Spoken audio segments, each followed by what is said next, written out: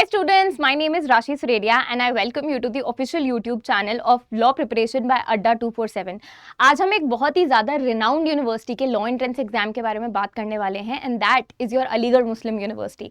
आपका जो AMU का पेपर है हम उसके बारे में समझेंगे, किस तरीके का पेपर पैटर्न रहता है, क्या क्या सेक्शंस आते हैं, सेक्शंस में क्या क्या सिलेबस होता है, एलिजिबिलिटी क्या होती है, सीट का मैट्रिक्स क्या होता है, सारी चीज़ों को समझेंगे आज हम एक इसी वीडियो में। So let's dive right into it. Starting of exam का पैटर्न क्या है, या आपका एक ऑफलाइन OMR शीट के ऊपर बेस्ड पेपर होता है जिसमें आपको 100 क्वेश्चंस देखने को मिलते हैं 100 मार्क्स के। That is for every correct answer you are awarded 1 marks, but for every wrong answer आपका 0.25 मार्क्स डिडक्ट भी होता है।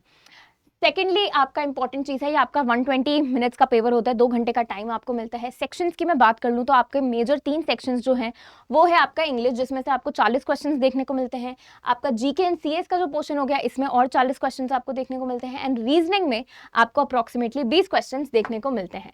अगर इंग्लिश के सिलेबस पर आए तो वोकैबुलरी में से आपके लिए आ जाता है सिनोनिम एंटोनिम्स हो गया, वन वर्ड सब्स्टिट्यूशन हो गया। ग्रामर के जो रूल्स है उसमें फिलर्स आ गया, sentence correction, active passive voice हो गया, आपका डायरेक्ट इनडायरेक्ट स्पीच हो गया, साथ ही साथ स्पेलिंग। एंड ऑब्वियसली जब हम कॉम्प्रिहेंशन की बात कर रहे हैं तो आपका इडियम्स एंड फ्रेजेस के बिना तो कोई लॉ एंट्रेंस एग्जाम का पेपर होता ही नहीं है, राइट। चलिए GK और करंट अफेयर्स वाले पोर्शन पे आते हैं। करंट अफेयर्स में आपको reports, acts, award, books, days and organisation and static GK का जो पोर्शन है उसमें से history, polity, geography, economics, science and committees वाले सवाल आपको देखने को मिलते हैं। जो आपका लीगल का पोर्शन है वो आपको आपके GK और CA वाले पोर्शन में ही देखने को मिलता है एंड उसका सिलेबस किस तरीके का रहता है उसमें आपको देखने को मिल सकते हैं आपके लीगल मैगजिम्स हो गए, लीगल वोकैबुलरी हो गया, क्रिमिनल लॉज रिलेटेड सवाल हो गए, लैंडमार्क केसेस जो हर लॉ एंट्रेंस में आते ही आते हैं, then is your important acts and lastly आपकी basic legal awareness, basic legal knowledge किस तरीके की रहती है वो भी यहाँ पे चेक होती है।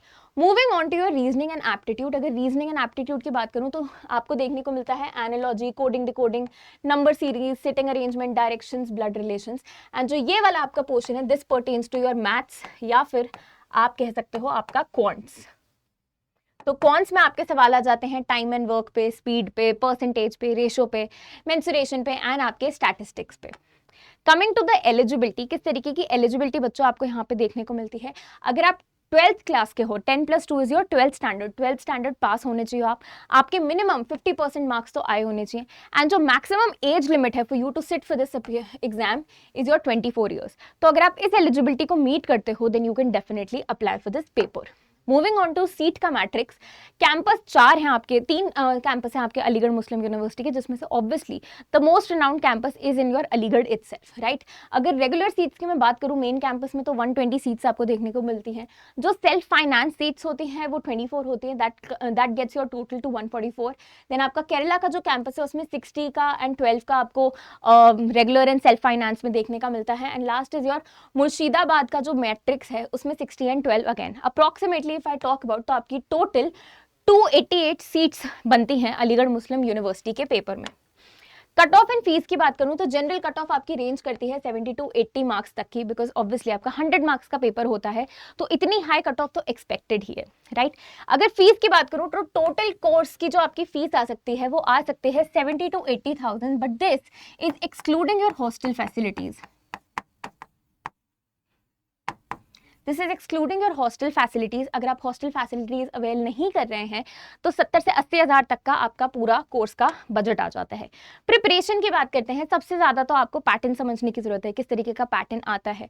उसके बाद English and GK will always take you long way. Understand something, English जो है आपका वो सिर्फ एक पेपर के लिए महत्वपूर्ण नहीं होता, वो आपकी पूरी लाइफ के लिए बहुत ज़्यादा इंपॉर्टेंट हो जाता है, right. It builds up your vocabulary, it builds up your confidence, trust me on it. अगर आपको लगता है कि नहीं होता है ऐसा तो आप गलत हो, बहुत ज़्यादा इंपॉर्टेंट होता है बेटा इंग्लिश में एक अच्छी कमांड होना। प्रैक्टिस करना चाहिए आपको, आपका रीजनिंग वाला जो पोर्शन है, लॉजिकल रीजनिंग बहुत बच्चों के हाथ में उतना अच्छे से कंट्रोल में नहीं होती है तो वहां पे आपको जरूर ध्यान देना चाहिए। ब्लाइंड गेसिंग का यहाँ पे कॉन्सेप्ट हट जाता है, सिंपल रीजन है क्योंकि 0.25 मार्क्स की आपकी नेगेटिव मार्किंग है, राइट। तो यहाँ पे बिल्कुल ही अंधाधुन अटेम्प्ट करने का ऑप्शन है ही नहीं, तुक्का भी मारोगे तो वो भी आपका कैलकुलेटेड गेस होना चाहिए, राइट। टाइम मैनेजमेंट इंपॉर्टेंट हो जाती है आपके इस पेपर में। 120 मिनट्स मिलते हैं आपको 100 क्वेश्चंस अटेम्प्ट करने के लिए, जिसमें माइंड यू उसमें लॉजिकल का पोर्शन भी है एंड क्वांट का भी है। ये दोनों चीज़ें ऐसी है जिसमें आपको कैलकुलेशन या थोड़ा दिमाग ज़्यादा चलाने की कोशिश करनी पड़ती है, राइट। मॉक्स एंड एनालिसिस के बिना तो obviously you can not just blindly sit for a paper. अगर आप मॉक टेस्ट लोगे तो आपको पता चल जाएगा कि कौन से एरियाज है जहाँ पे आपके मार्क्स बार बार डूब रहे हैं, कहाँ पे आपको ज़्यादा प्रैक्टिस करने की जरूरत है। And obviously last goes your revision. Nothing can be done without proper revision. Specially जो आपका जीके और करंट अफेयर्स वाला पोर्शन है उसको तो बार बार रिवाइज करना is the only way forward. PYQs को अटेम्प्ट जरूर कीजिए बच्चों। अगर पीवाईक्यूज प्रैक्टिस करेंगे तो आपको जेन्युइन पेपर पैटर्न समझ में आएगा कि किस तरीके के क्वेश्चंस आ सकते हैं, कितना कितना वेटेज होता है, क्या आप उस लेवल तक पढ़ाई अपनी कर पा रहे हैं या नहीं। रीड न्यूज़पेपर्स, इसके लिए आपका GK and current affairs will really help you out if you read your newspapers. Revise regularly. सिर्फ ये नहीं कि आज पढ़ लिया बाद से 6 महीने बाद सीधा पेपर के टाइम पढ़ेंगे, जी नहीं। कंटिन्यूसली अपनी रिविजन रखिए ताकि आपके दिमाग में वो चीज़ बिल्कुल इम्प्रिंट हो जाए। मॉक टेस्ट जरूर लीजिए, मॉक टेस्ट अटेम्प्ट करिए एंड देखिए कहाँ पे you need to improve. And lastly is your stay consistent. बेटा कंसिस्टेंसी के बिना तो कोई काम नहीं हो सकता। आपको लग रहा होगा कि आज मैंने इतनी मेहनत करी लेकिन कोई रिजल्ट नहीं आया, लेकिन ट्रस्ट मी यही मेहनत तुम 3 महीने करते रहोगे ना, तुम उसका रिजल्ट जरूर देखने को मिलेगा। Consistency will take you the long way. ये लोग ऐसे ही नहीं बोलते हैं मन में मन घड़ंत कहानियों से कि कंसिस्टेंसी बहुत ज़्यादा इंपॉर्टेंट होती है। कंसिस्टेंसी वाकई में बहुत ज़्यादा इंपॉर्टेंट होती है। आज तुम जितनी जी जान लगा के मेहनत करोगे ना, उसका रिजल्ट तुम्हें आज से 6 महीने बाद जरूर देखने को मिलेगा। कोई ना कोई, पता है, क्वेश्चन पेपर में एक सवाल ऐसा आता ही आता है जिसको देख के तुम्हें याद आएगा कि यार ये तो मैंने पढ़ा है, ये तो मैंने उस टाइम पे पढ़ा था। एंड जब वो फीलिंग हिट होती है ना, तब आपका जो कॉन्फिडेंस बिल्डअप हो जाता है during the attempting of your paper, trust me वो आपका पेपर का जो मेंटालिटी है, जो टेम्परामेंट है, वो ही बहुत अच्छे से बिल्डअप कर देगा। So that was all about your AMU का LLB एंट्रेंस एग्जाम। अगर आपको और भी किसी तरीके की जानकारी चाहिए तो कमेंट्स में जरूर लिख दीजिएगा। Other than that please subscribe to the channel, like जरूर कीजिए इस वीडियो को, अपने बाकी दोस्तों के साथ भी शेयर कीजिए ताकि वो भी आपके साथ एंट्रेंस एग्जाम की प्रिपरेशन कर पाए। And definitely follow for more. Thank you so much everyone, bye bye, take care.